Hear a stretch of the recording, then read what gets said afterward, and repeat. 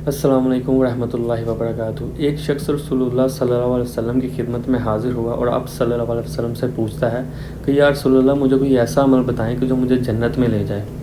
تو پاس میں کھڑے لوگ کہتے ہیں کہ آخر یہ آدمی چاہتا کیا ہے، لیکن رسول اللہ صلی اللہ علیہ وسلم نے فرمایا کہ یہ بہت ہی اہم ضرورت ہے۔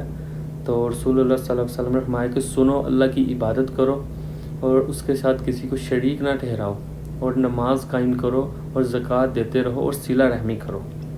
اسی طرح ایک اور دیہاتی شخص رسول اللہ صلی اللہ علیہ وسلم کے پاس آیا اور ان سے پوچھتا ہے کہ یا رسول اللہ مجھے کوئی ایسا کام بتلائیں کہ جس کی ہمیشگی مجھے جنت میں لے جائے۔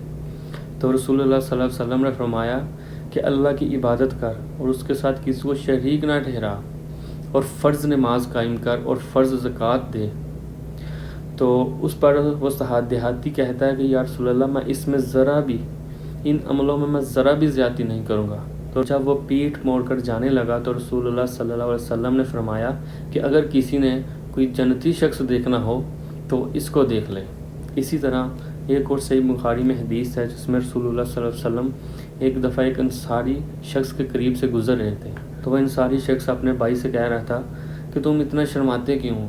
تو رسول اکرم صلی اللہ علیہ وسلم نے فرمایا کہ اس کو اس کے حال پہ رہنے دو، کیونکہ شرم بھی ایمان کا حصہ ہے۔